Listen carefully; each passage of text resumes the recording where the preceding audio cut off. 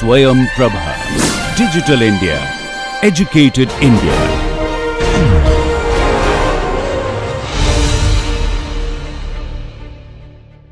Welcome everybody. We are going to talk about ring opening reactions in epoxides. We talked about how to make them with MCPBA or acetyl peroxide. Now we're going to see what's the use of all of this epoxide. Do we just do it because it's pretty, or do we do it because we have some use for it? Let's look at it. Here's an epoxide. It's got a cyclohexane on one side and hydrogens on one side, so it's asymmetric, which means it's got two different environments on both these termini. And how does that affect the reaction? So there is a carbon here, let's call that A, and let's call this B. This carbon has got two R groups and a hydrogen. This carbon B has got two hydrogens and a carbon.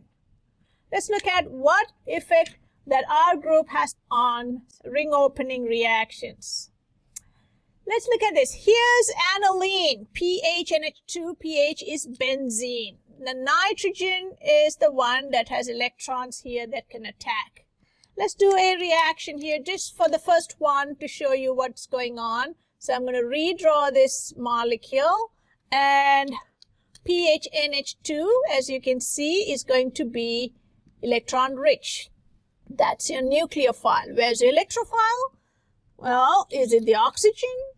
Oxygen's got two lone pairs, so this cannot attack from the top because the lone pairs and the lone pairs are going to be butting heads. So therefore, it's going to come in and look at these carbons. These carbons are going to be electron deficient because the oxygen's getting all those electrons pulled towards its side because it's electron negative. And so these are going to be the positive centers, slightly positive. So the PHNH2 nitrogen lone pair can attack here or here. Where does it attack? You must check the conditions. That's really very important. It says here solid acid catalyst. So if you have an acid, the acids love oxygen and they are going to protonate that oxygen.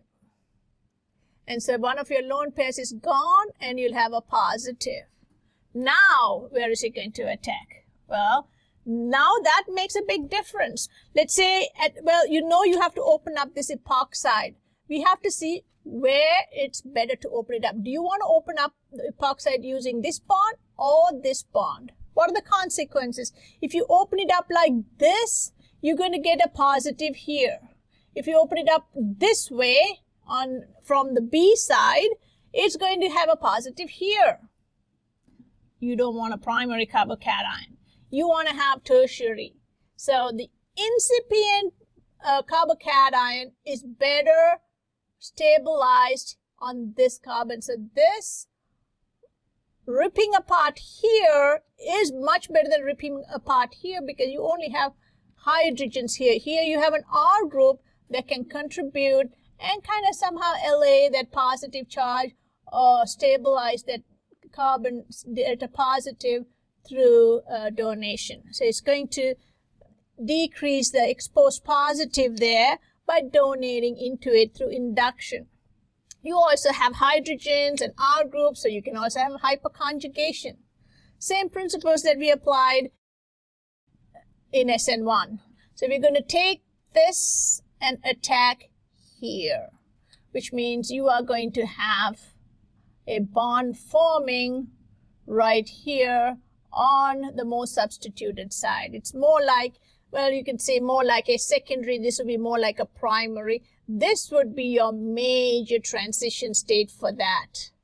And let me also draw that hydrogen there and give you a positive. So if you're in a positive environment where you have some acidic hydrogens, your chances of breaking that bond here to give a more substituted carbocation would be a lot higher because the energy would be lower.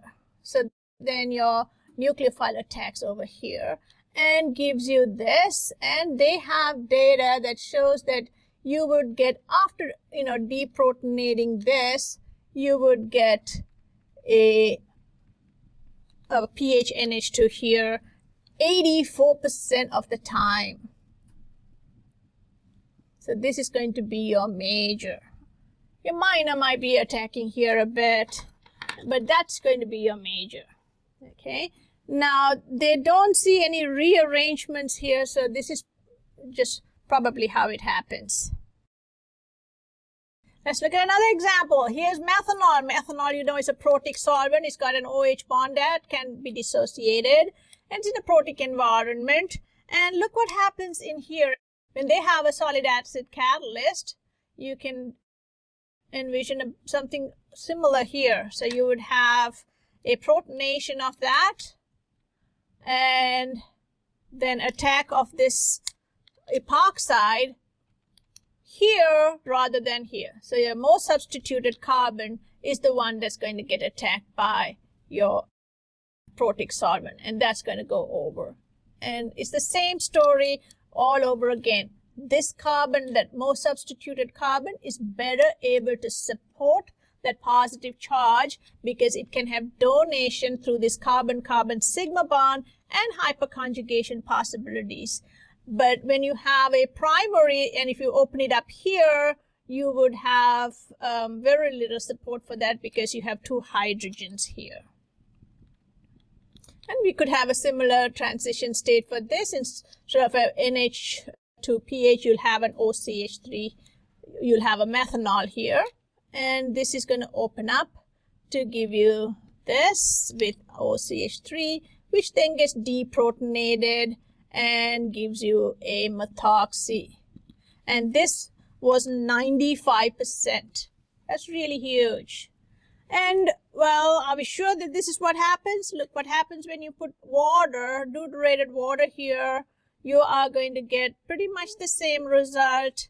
And you would have the water attacking here rather than here on the most substituted carbon to give you major O18 isotopic oxygen here rather than here after deprotonation. So that's going to be your major.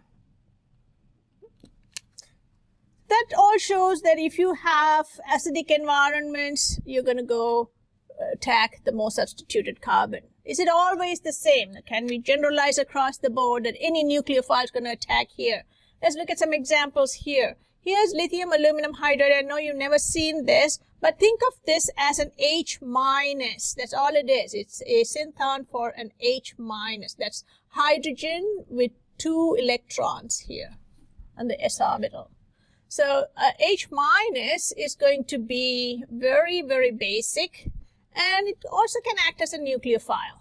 So here your H minus is going to come in and look at this, and it can't decide really where to go, here or here, and it goes in according to the results over here. And you would get this. Well, so therefore you're going to get your hydrogen here and your oxygen here. So in this case, your hydroxyl ended up on the less substituted carbon and your nucleophile ended up on the more substituted carbon. Over here, your hydroxyl ends up on the more substituted carbon and the nucleophile ends up on the less substituted carbon. So it's completely opposite. Why is that? Well, over here, we are not forming a carbocation-like environment. This is like a SN1 type, you could say. In an SN1, we want more substituted delta plus or plus. This is a backside attack. So this is an SN2 situation. In an SN2-like attack, you want to have less steric. So less steric here on the primary rather than the secondary. Okay, so this is really important because it's SN1. You would prefer tertiary more than secondary, more than primary for nucleophile attack. SN2-like, that's completely the reverse. You know, in SN2, primary is preferred over secondary, and that's preferred over tertiary for backside attack. Right? So because of that, you are going to get your nucleophile here. They also did studies where they replaced the lithium aluminum hydride with lithium aluminum, the deuterated form, deuteride, which means this is nothing but D minus. D minus is just the same thing here with an extra neutron in the nucleus. So that also attacked at the very same place. So when you have deuterium, the deuterium also attacks here, flips this open, and you got this deuterated, and that was about 90% of the time. So the minor product is if deuterium attacks here. Major 90% is when the deuterium attacks the less substituted carbon, and that's purely for steric reasons. So you could say that this part over here where you have nucleophiles, steric is the thing that governs the direction and the location. So these are all regioselective. This one selects this region over this. This one selects this region over this. So these are regioselective. It's anti-stereospecific, but the ring opening, not the syn addition of the epoxide. The epoxide adds both places the same. But here, when you're adding nucleophiles, depending on whether you're in an acidic environment or basic environment, you are going to get regioselectivity. It is regioselective. So steric plays a huge role when you have basic conditions. And here, strain plays a huge role when you have acid environments. Therefore, this is going to be SN1-like, and this is going to be SN2-like. Less steric, more attack. Here's another example. Same thing, you have your epoxide here, and it could be any epoxide. I just took this one because it had some numbers over here. And your methoxide, it's coming in methanol, so you may say, oh, there's a protic solvent in here. But as we talked about before in SN2, when you have an anion, that's a lot more powerful and can do a lot more things than neutral. So your anion gets in the game first and attacks at the less substituted carbon, flipping this up. Here, it's in a basic environment, there's no protonation. So there's no carbocation formation. It's mostly anionic. So when you have anionic mechanisms, you would get attack on the less substituted carbon. This is SN2-like. Attack of nucleophile on less substituted epoxide carbon. Over here, this is SN1-like, and so attack is on the more substituted carbon. All right, so over here, we are going to have this opening up and putting the oxygen, as we talked about, in the more substituted position, and later on, you would protonate that, in some acidic environment.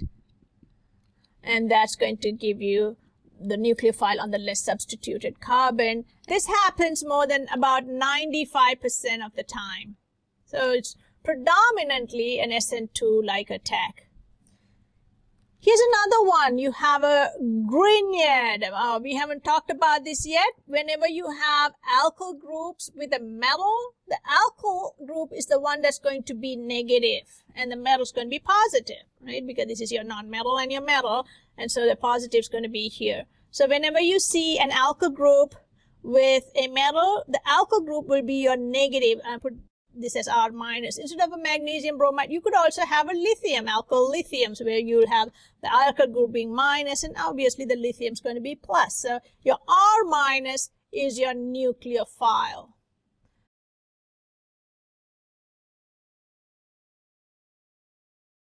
Because it's an anionic nucleophile, your anionic nucleophile would always act like an SN2 nucleophile, and it's going to go in here and attack it. So here's your CH3, CH2, CH2 minus. That's your anionic nucleophile. That's going to attack this and flip this open. And then you're going to have some protonation here to protonate that, and you would get your alkyl group over here on the less substituted carbon. So here's your CH2 and CH3. All right, so you can make much bigger compounds using this. And this is about 60% of the yield. So majority here. Okay, the yield is 60%, but the regiospecificity would be a lot higher.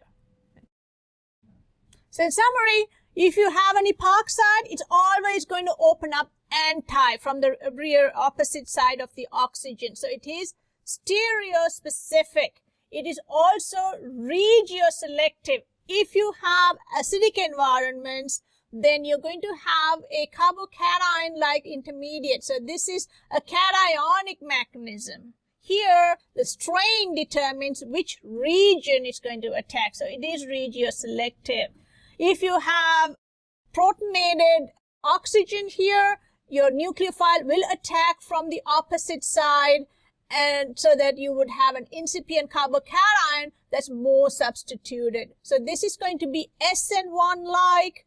It's a carbocationic mechanism, and you would have attack on the more substituted carbon.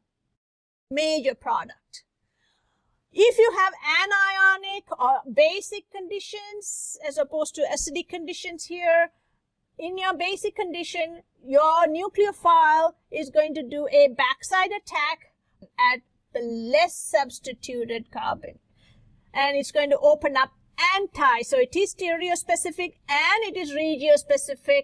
The nucleophile is anionic, and due to the size and the negative charge, it prefers to attack away from the more substituted carbon on the less substituted carbon of the epoxide. So this is very similar to an SN2 type mechanism, and this is very similar to an SN1 type mechanism. Right? Just by changing the conditions, you can get the opposite regioselectivity. Alright guys, I just want to let you know about epoxide ring openings, but we are really focusing on the syn stereospecific MCPBA attack to form the epoxide in the syn direction. Alright, talk to you soon, and we will come up with more syns for you because you haven't committed enough. Talk to you soon. Bye.